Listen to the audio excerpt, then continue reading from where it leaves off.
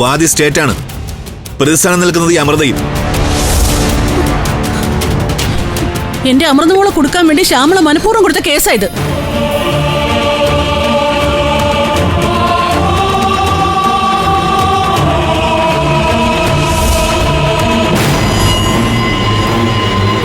ഇതൊരു കെട്ടിച്ചമച്ച കള്ളക്കേസാണെന്ന് ഏതൊരു കൊച്ചുകുട്ടിക്ക് മനസ്സിലാവും. കേസിൽ അമൃത 2ാം പ്രതിയാണെന്നല്ലേ സാറ് പറഞ്ഞത്?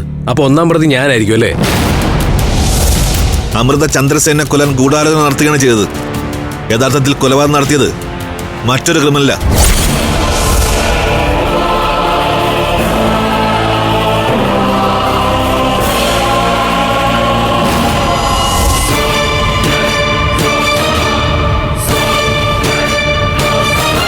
വർഷങ്ങൾക്ക് മുമ്പ് ഒരാളെ കൊലപ്പെടുത്തിയതിന്റെ പേരിൽ ജീവപര്യന്തം ജയിൽ ശിക്ഷ അനുഭവിച്ച് പുറത്തിറങ്ങിയ ആളാ ഈ കൃത്യം നടത്തിയത്. ആളുടെ പേര് അനന്തകൃഷ്ണൻ എന്നാ.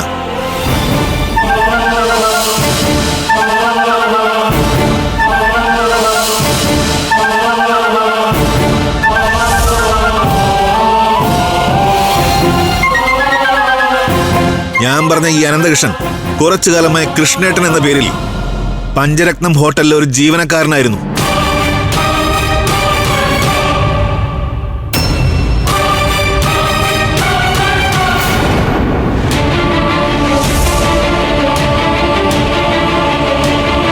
കൃഷ്ണേട്ടൻ എന്ന പേരിൽ അറിയപ്പെട്ട അനന്തകൃഷ്ണൻ വേറെ ആരുമല്ല, ഈ നിൽക്കുന്ന അഭിമന്യുവിന്റെ അച്ഛനാ.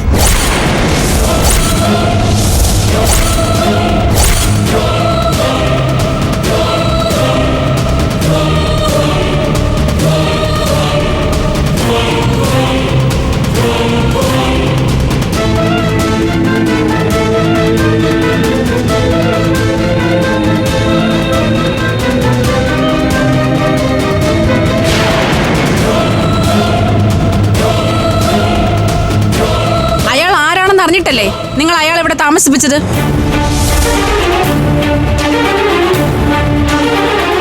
ചോദിച്ചത് കേട്ടില്ലേ? അനന്തകൃഷ്ണൻ അഭിമന്യുവിന്റെ അച്ഛനാണെന്ന് അറിഞ്ഞുകൊണ്ട് തന്നെയല്ലേ നിങ്ങൾ അയാളെ ഇവിടെ താമസിപ്പിച്ചത്? കൃഷ്ണേട്ടൻ ഇവിടെ വരുമ്പോ അബിയുടെ അച്ഛനാണെന്ന് എനിക്കറിയില്ലായിരുന്നു.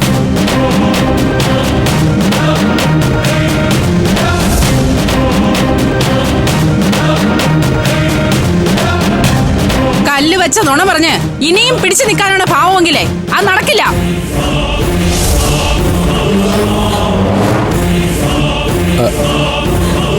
അമൃത പറഞ്ഞത് സത്യമാവാനാണ് സാധ്യത. അയാൾ എൻ്റെ അച്ഛനാണെന്ന് അറിഞ്ഞിരുന്നെങ്കിൽ അമൃത ഒരിക്കലും അയാളെ ഇവിടെ താമസിപ്പിക്കില്ലായിരുന്നു.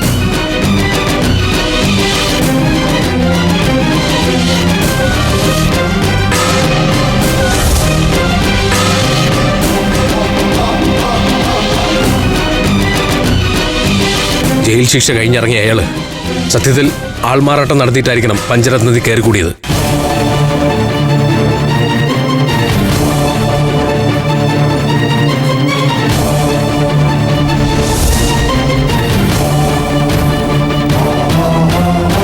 ആ ക്രിമിനൽ നടത്തിയ കൊലപാതകത്തിന് അമൃത എങ്ങനെ ഉത്തരവാദിയാവും?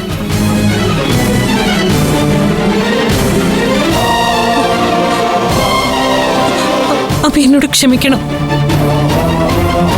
ഇവിടെ വരുമ്പോ അബിയുടെ അച്ഛനാണെന്നുള്ള കാര്യം എനിക്കറിയില്ലായിരുന്നു എന്നുള്ളത് സത്യം തന്നെയാ. പക്ഷെ പിന്നീട് ഞാൻ ആ കാര്യം തിരിച്ചറിഞ്ഞിരുന്നു.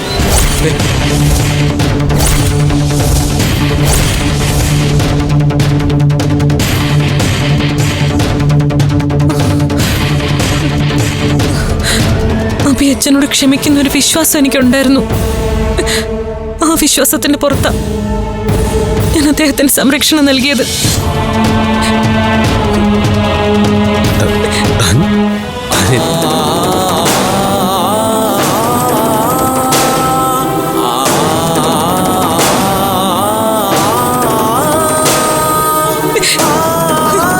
പറ്റിപ്പോയ അബി.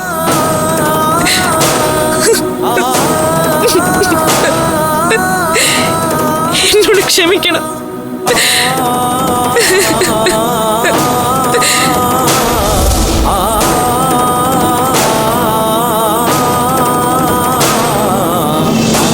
കേട്ടല്ലോ, പ്രതിയുടെ കുറ്റസമ്മത മൊഴി നിങ്ങൾ എല്ലാവരും കേട്ടല്ലോ. ചന്ദ്രസേന്റെ കൊലപാതകം ഒരു കയ്യബദ്ധമാണെന്ന് അമൃത ഈ പറഞ്ഞതിന്റെ അർത്ഥം.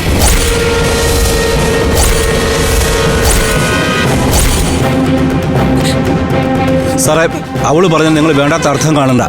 അമൃത ഉദ്ദേശിച്ചത് അഭിമന്യുന്റെ അച്ഛനെ അഭിമന്യു അറിയാതെ ഈ പഞ്ചരത്നത്തിൽ താമസിപ്പിച്ചത് തെറ്റായിപ്പോയെന്ന് മാത്രമാണ്. അതിൽ കൂടുതൽ വ്യാഖ്യാനങ്ങൾ നിങ്ങൾ അതിന് കൊടുക്കണ്ട. ഈ കാര്യത്തിൽ ഞങ്ങൾ പോലീസുകാർക്ക് ആരുടെ ഉപദേശം ആവശ്യമില്ല. കേസുമായി ഞങ്ങൾ മുന്നോട്ട് പോകും. രണ്ടാം പ്രതി അമൃതയെ പോലീസ് കസ്റ്റഡി എടുക്കുകയാണ്.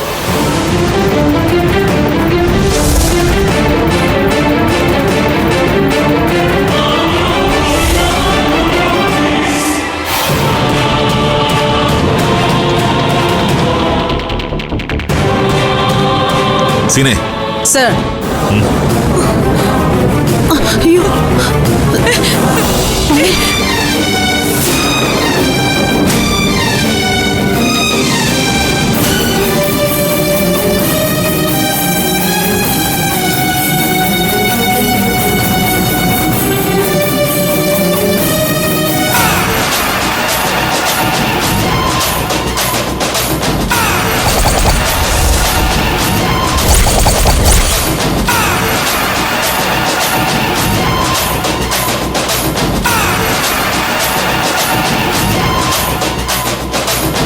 ചന്ദ്രസേനെ കൊന്നത് ഞാൻ ഒറ്റയ്ക്കാണ്.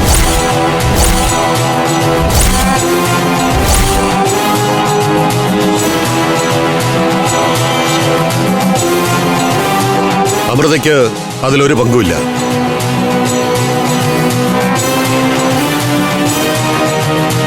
എന്നെ നിങ്ങൾക്ക് കസ്റ്റഡിയിലെടുക്കാം.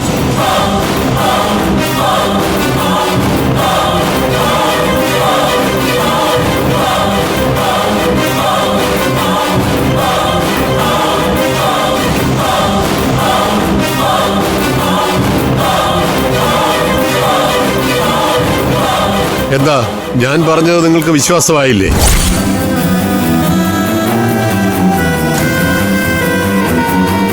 വിശ്വാസമായില്ലെങ്കിൽ ശാസ്ത്രീയമായ തെളിവുകൾ ഞാൻ തരാം. ചന്ദ്രസേനൻ വധക്കേസിൽ അമൃത പൂർണ്ണമായും നിരപരാധിയാണ്.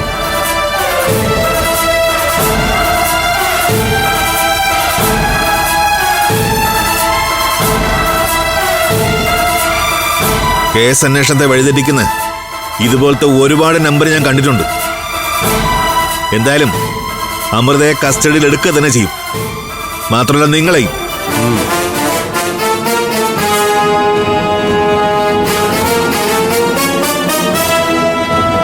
സാർ,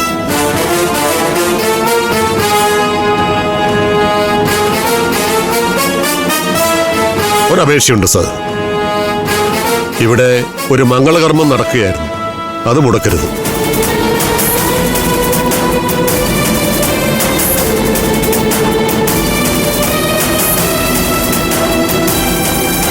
ആ കർമ്മം കഴിഞ്ഞിട്ട് ഞങ്ങളെ സാറിന് കൊണ്ടുപോകാം.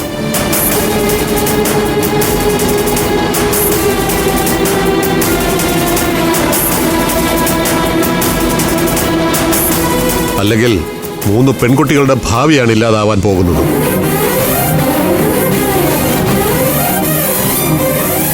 അഭിമന്യു സ്ഥലം വിട്ട സ്ഥിതിക്ക് മറ്റുള്ളവരുടെ എൻഗേജ്മെന്റ് വേണമെങ്കിൽ നടത്താം.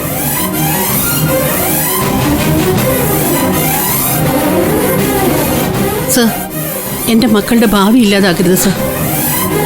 ഈ കുട്ടികളുടെ എൻഗേജ്മെന്റ് മുടക്കരുത്. അത് നടത്തണം.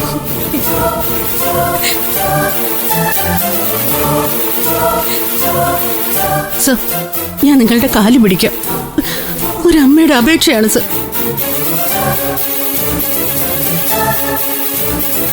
നിങ്ങൾ ഇത്രയും പറഞ്ഞ സ്ഥിതിക്ക് മോതിരം മാറ്റം കഴിയുന്നതുവരെ ഞാനിവരെ കസ്റ്റഡിയിൽ എടുക്കുന്നില്ല. പക്ഷെ പ്രതിയായ അമൃതയെയും അനന്തകൃഷ്ണനും പോലീസ് ബന്ദോബസ്തിൽ തന്നെയായിരിക്കും.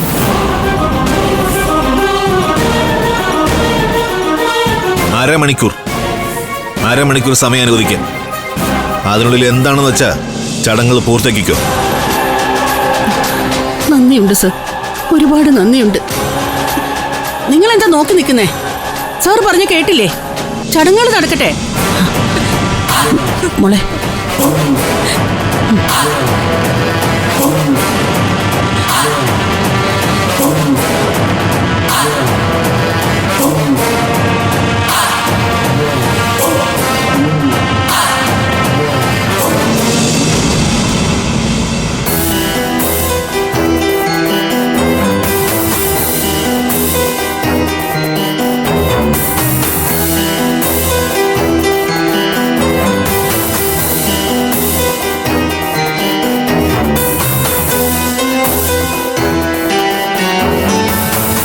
നീ അറസ്റ്റിലായാലും എനിക്ക് കിട്ടാനുള്ള സ്വർണം കിട്ടിയാലേ കല്യാണം നടക്കും. അതില് ഒരു സംശയവും വേണ്ട. അത് ഉറപ്പായിട്ടും കിട്ടും മാമി. അതിന്റെ പേരിൽ മാമി എൻഗേജ്മെന്റ് എതിർക്കരുത്. സ്വർണം ഇപ്പൊ തന്നെ തരികയാണെങ്കിൽ നീ ജയിലിൽ നിന്ന് ഇറങ്ങുന്നത് വരെ ആകാശിന്റെ കല്യാണം നീട്ടിവെക്കാനും എനിക്ക് സമ്മത. അമൃതേച്ചി, അഭിയേട്ടൻ ഇവിടെ എങ്ങും കാണാനില്ല. ഞങ്ങൾ എല്ലായിടത്തും നോക്കി.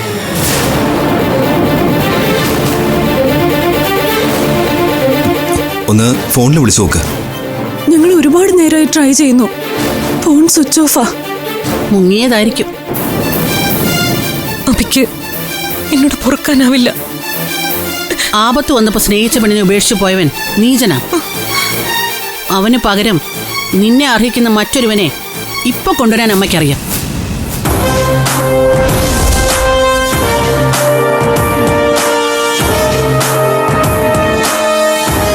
ആ വട്ടം മഹേന്ദ്രനേക്കാളുള്ള പരിപാടിയാ അവളുടെ ആങ്ങളെ. ഞാൻ ജീവിച്ചിരിക്കുമ്പോൾ നടക്കില്ല. അഭിയല്ലാതെ മറ്റാരും എന്റെ കഴുത്തി താലി കെട്ടില്ല. എന്റെ കാര്യം വിട്ടേക്ക്. ഇപ്പൊ ഇവിടെ വെച്ച് അനക്കയുടെ അഖിലയുടെയും എൻഗേജ്മെന്റ് നടത്തണം. ചേച്ചിയുടെ നിശ്ചയമില്ലാതെ ഞങ്ങളുടേത് മാത്രമായിട്ട് നടക്കില്ല. എനിക്കും അത് തന്നെയാ പറയാനുള്ളത്. ഈ കാര്യത്തിൽ കൂടി നിങ്ങൾ എന്നെ തകർക്കരുത്.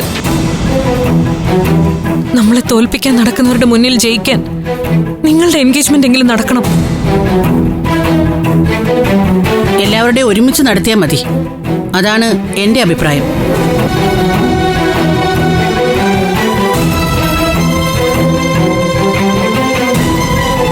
ഇതൊക്കെ നിങ്ങളുടെ കുടുംബാരിയായിരിക്കും. പക്ഷെ പെട്ടെന്നൊരു തീരുമാനം എടുക്കണം. കാരണം ഞങ്ങൾക്ക് പോകാനുള്ളതാണ്. അതെ, ഈ കുടുംബത്തിലെ കാരണവരെന്ന നിലയിൽ ഞാൻ തീരുമാനം പറയാം. അമൃത ഒഴികെയുള്ള മറ്റു കുട്ടികളുടെ എൻഗേജ്മെന്റും മോതിരം മാറ്റം ഇപ്പം നടക്കട്ടെ. അനഘേ, അഖിലെ, നിങ്ങൾ രണ്ടുപേരും ഇപ്പം മാവൻ പറയുന്നത് അനുസരിക്കണം.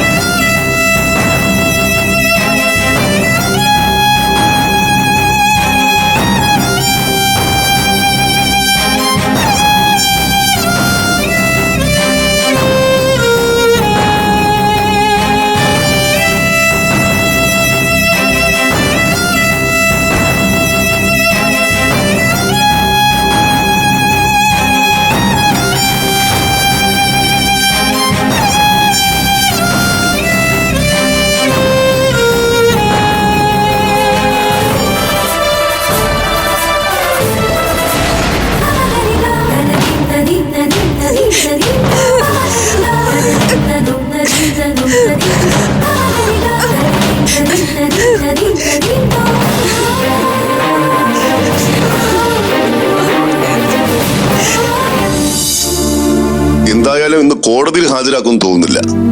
ഫ്രെയിം ചെയ്ത കേസായതുകൊണ്ട് പോലീസ് കുറ്റസമ്മത മൊഴി എന്തായാലും എടുക്കും. ശരി, ഞാൻ വക്കീലിനെ ഒന്ന് കണ്ടിട്ട് വിളിക്കാം. ശരി അങ്കിളെ. അഡ്വക്കേറ്റ് ശേഖരൻ നമ്പ്യാരെയാണ് പവിത്രനങ്ങൾ കാണാൻ പോകുന്നത്. ബെസ്റ്റ് ക്രിമിനൽ ലോയറാണ്. ഏറ്റവും നല്ല വക്കീലിനെ തന്നെ കൊണ്ടുവരണം. എന്റെ ചേച്ചി ഒരു ദിവസം പോലും ജയിലിൽ കിടക്കാൻ ഇടവരരുത്. നീ ഒന്ന് സമാധാനപ്പെട, എല്ലാം നമുക്ക് ശരിയാക്കാം.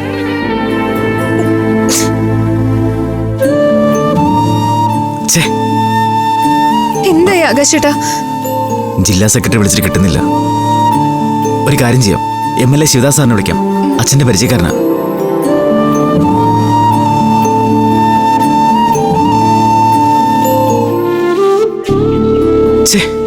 ഫോൺ എടുക്കുന്നില്ല. കുറച്ച് കഴിഞ്ഞ് ഒന്നുകൂടെ വിളിച്ചു നോക്കാം. ഈ രാഷ്ട്രീയക്കാർ പറഞ്ഞാലേ പോലീസുകാരെ കേൾക്കൂ. കോടതിയിൽ ഹാജരാക്കുന്നത് വരെ അമൃതേശി അവരെ ഉപദ്രവിക്കാൻ നോക്കേണ്ടത് നമ്മുടെ ഉത്തരവാദിത്ത.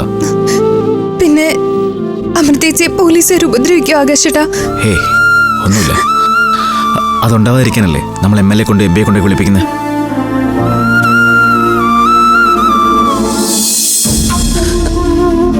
എടി, നിന്റെ റാണി മാഡം ഒരുപാട് പോലീസ് ഓഫീസർമാരെ ട്രെയിൻ ചെയ്തിട്ടുള്ള ആളല്ലേ? അവർക്ക് നല്ല സ്വാധീനം കാണില്ലേ? നീ ഒന്ന് വിളിച്ച് സംസാരിച്ചു നോക്ക്. എങ്ങനെയെങ്കിലും അമൃതേച്ചിയുടെ നിരപരാധിത്വം പോലീസിന് ബോധ്യപ്പെടുത്തിയേ പറ്റൂ.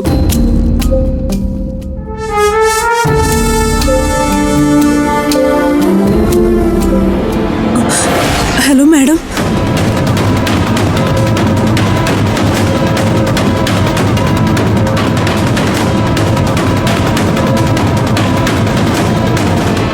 ഇവിടെ ഇത്രയും വലിയ സംഭവങ്ങൾ നടന്നപ്പോ അഭി അങ്ങോട്ടാ മോളെ പോയത്? അറിയില്ലമ്മേ. അച്ഛനെ കണ്ട സങ്കടത്തില് എങ്ങോട്ടെങ്കിലും പോയതാണോന്ന് എനിക്ക് സംശയമുണ്ട്. എങ്കിൽ പിന്നെ നീ അവനെ ഒന്ന് വിളിക്ക. ആ സമയം മുതൽ ഇവിടെയുള്ള എല്ലാവരും ഏട്ടനെ മാറി മാറി ഫോൺ വിളിക്കുക. കിട്ടുന്നില്ല. ഏട്ടനെ കുറിച്ച് ഓർക്കുമ്പോ നല്ല സങ്കടമുണ്ട്. നിന്നെ നിന്റെ അമ്മ ഇവിടെ നാട്ടിയിറക്കാത്തതേ ഞങ്ങളുടെ സംസ്കാരം കൊണ്ടാ.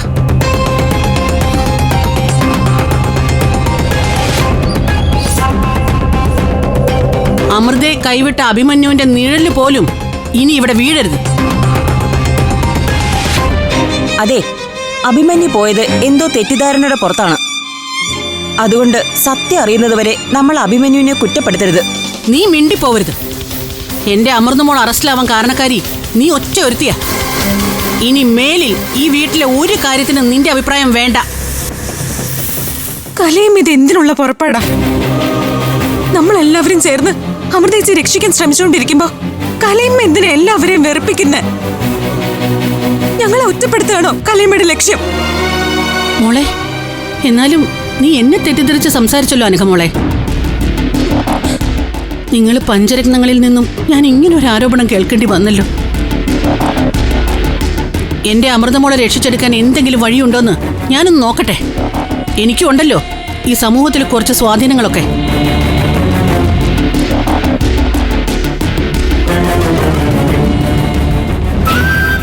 ഈ സമയത്ത് അഭിയേട്ടൻ ചെയ്തതൊട്ട് ശരിയായില്ല.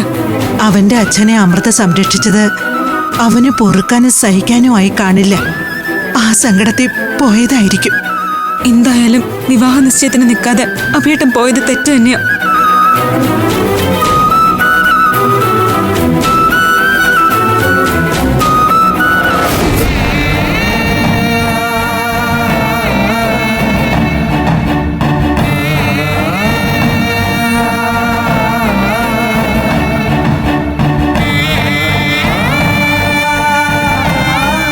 ഫ്ലവേഴ്സ് ടിവിയുടെ സ്മാർട്ട് ഷോയിൽ പങ്കെടുക്കാൻ നിങ്ങളെ ക്ഷണിക്കുന്നു. ഉടൻ തന്നെ ഈ നമ്പറിലേക്ക് വിളിക്കുക. 7593829838. ഫ്ലവേഴ്സ് സ്മാർട്ട് ഷോ ഉടൻ വരുന്നു ഫ്ലവേഴ്സ്.